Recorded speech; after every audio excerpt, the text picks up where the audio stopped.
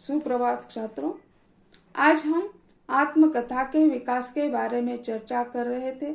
आत्मकथा के विकास के लिए या उसकी विकास की यात्रा समझने के लिए उसे दो खंडों में विभाजित कर दिया है।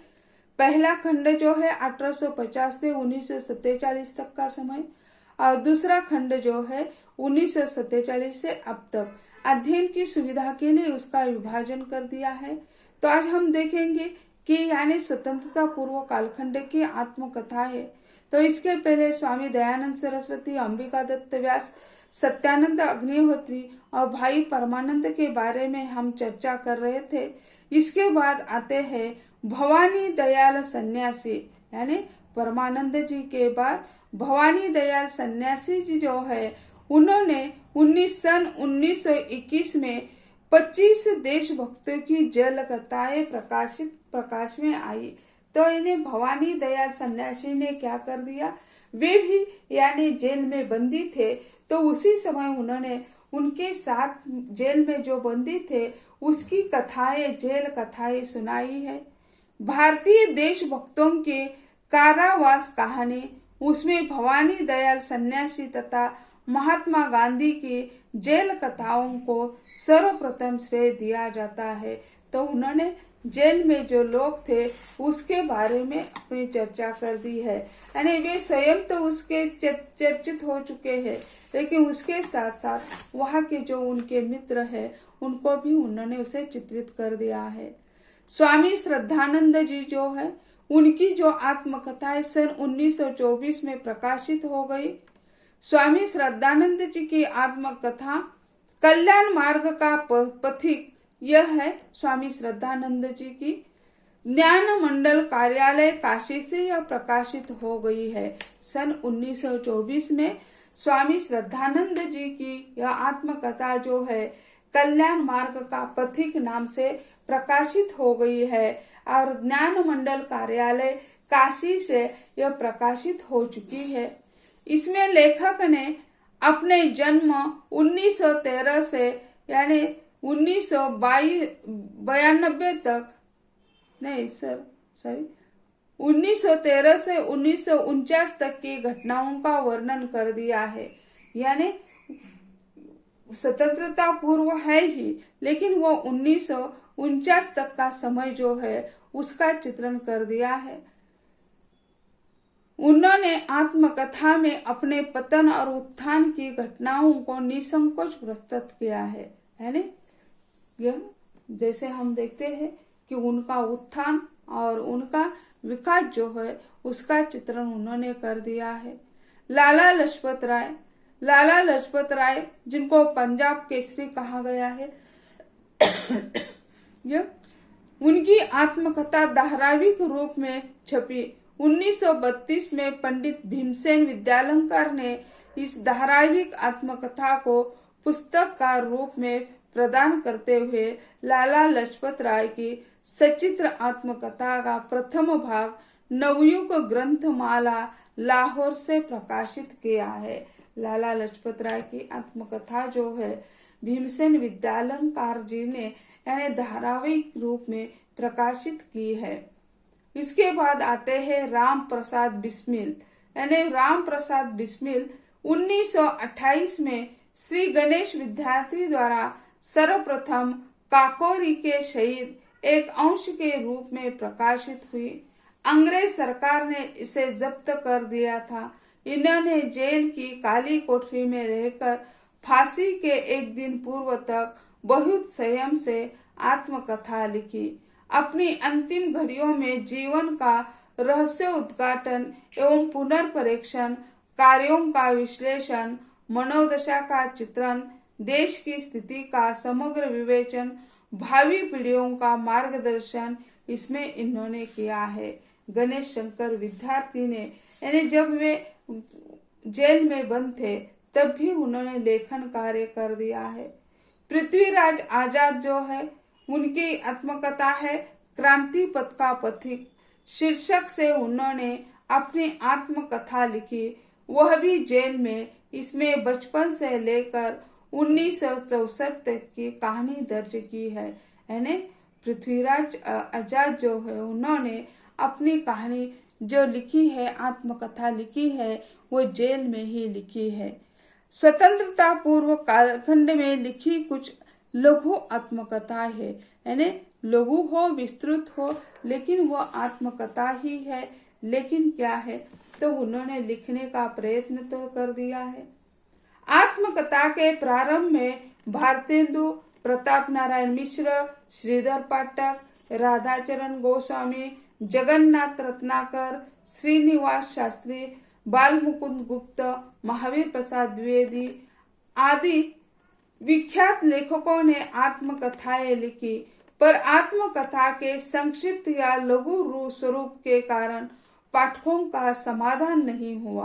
यानी इन लोगों ने आत्मकथाएं लिखी, लेकिन वह लघु है, इसी कारण पाठकों की जो शंकाएं है वह पूरी नहीं हो चुकी है। भारतेंदु ने 1877 में कवि वचन सुधा में एक कहानी एक आप बीती कुछ जब बीती लेख के रूप में लिखी, जो 2 पृष्ठ की थी। इससे विद्वान खींच तान कर आत्मकथा सिद्ध करने का प्रयास करते हैं। इन्हीं के काल में प्रताप नारायण मिश्र केवल आत्मकथा लिखना चाहते थे, पर भूमिका से आगे नहीं लिख गए। यानी सिर्फ 2 पृष्ठों की है, यानी भारतेंदु की कुछ आप बीती कुछ जग बीती, लेकिन ये बहुत संक्षिप्त हो गई। तो उसे कई विद्वान उसे आत्मकथा मानने के पक्ष में है, कोई मानने के पक्ष में नहीं है। उनके यानी भारतेंदु कालीन जो कवि है प्रताप नारायण मिश्र जी जो है, वह भी आत्मकथा लिखना चाहते थे। उन्होंने प्रस्तावना लिखी, लेकिन वे भूमिका लिखी, लेकिन वे आगे नहीं निकल चुके क्योंकि आत्मकथा स्वयं लिखनी है, उसके लिए स्वयं से अंतरात्मा से प्रेरित होना पड़ता है। लिखने के लिए कई प्रसंगों को याद करना पड़ता है, किसी कोई बुरी घटना हो तो भी उसे लिखना पड़ता है। तो ऐसे यानी वह भूमिका से आगे नहीं निकल चुके हैं। बाल मुकुंद गुप्त ने सन 1913 में आत्मकथात्मक निबंध शीर्षक से गद्य शैली में संक्षिप्त आत्मकथा लिखी। दूसरे सत्यानंद अग्निहोत्री ने सन 1921 में मेरे छोटे भाई के प्रति मेरी सेवाएं शीर्षक से आत्मकथा लिखी। यानी निबंध के रूप में क्यों न हो, लेकिन अपने भाइयों के बारे में, अपने बारे में यानी लिखी है। सन 1932 में हंस का आत्मकथा मुंशी प्रेमचंद के प्रयास से प्रकाशित हुआ।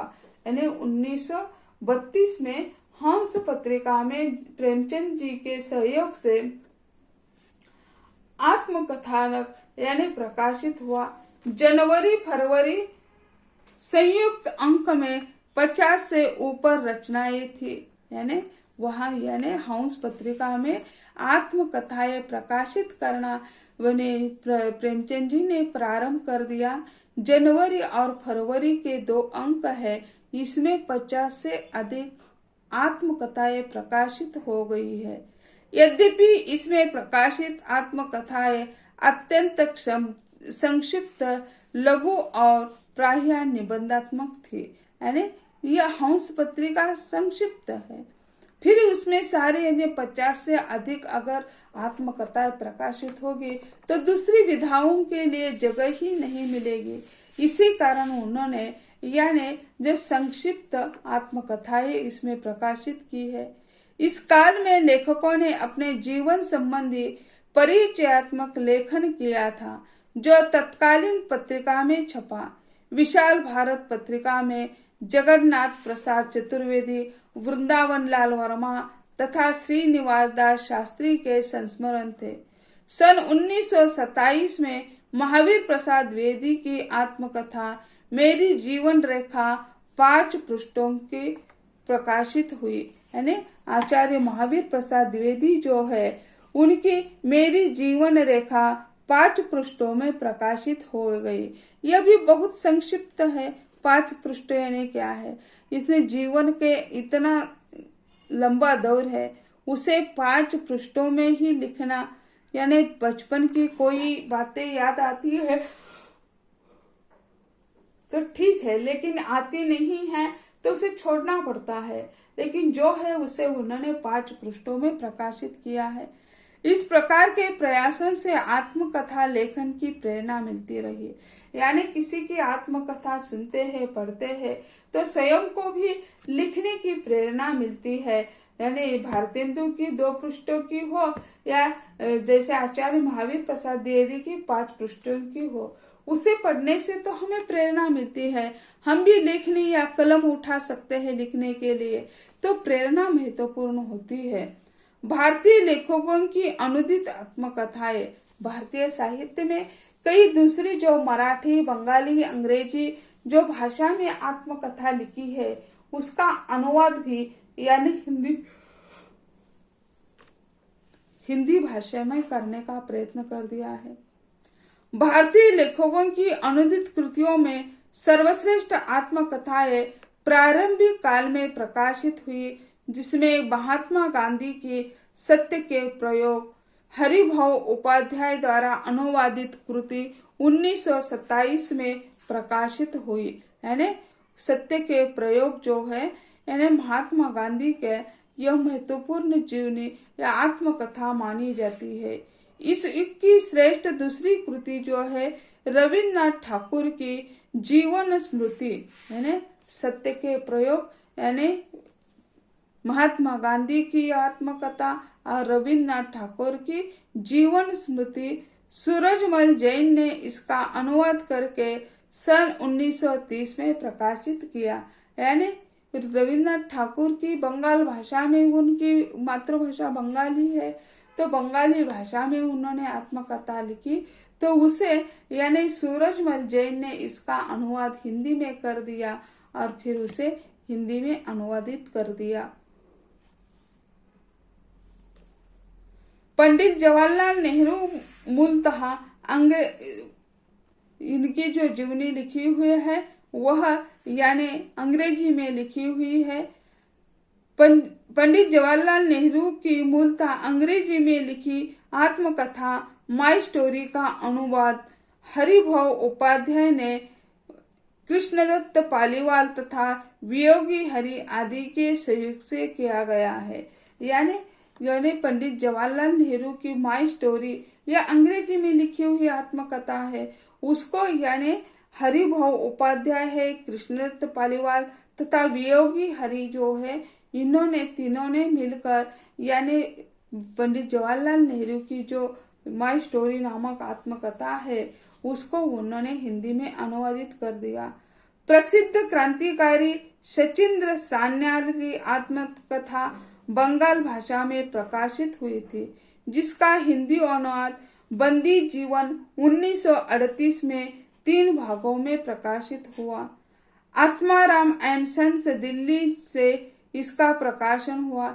इसके अलावा 1947 में कृष्णा हट्टी सिंह की आत्मकथा का अनुवाद मोहम्मद हैरिस ने कोई शिकायत नहीं ऐसा कर दिया है।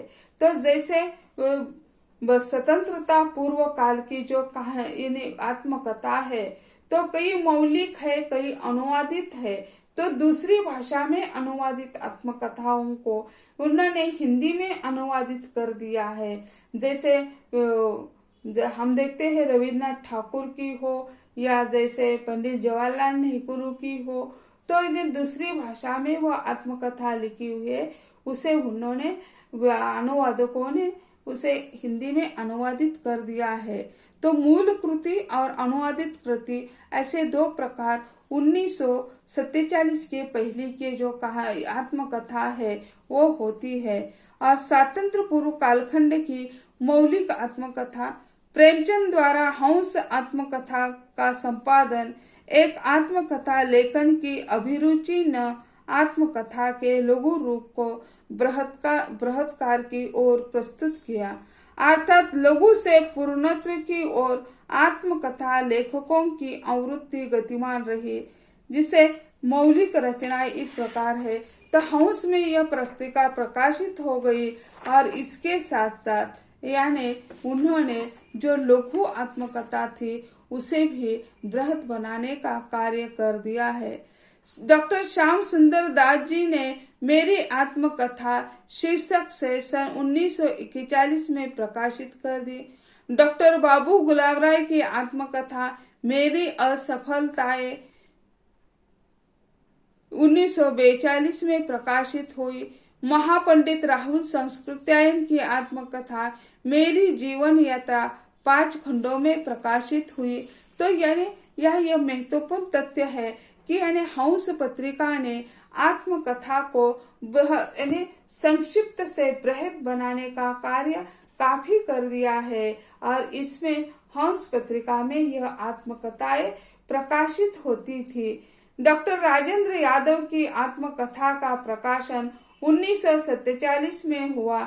इस प्रकार स्वतंत्रता पूर्व आत्मकथा लेखन की समृद्ध परंपरा रही है।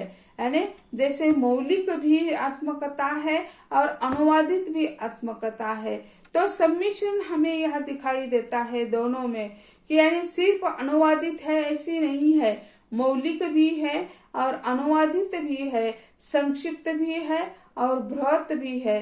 तो ऐसे यानी स्वतंत्रता पूर्व का आत्मकथा के विकास के बारे में हमने चर्चा की। अगले लेक्चर में स्वतंत्रोत्तर कालखंड की जो आत्मकथाएं है उसके बारे में हम चर्चा करेंगे। आज यही कहते हैं, धन्यवाद।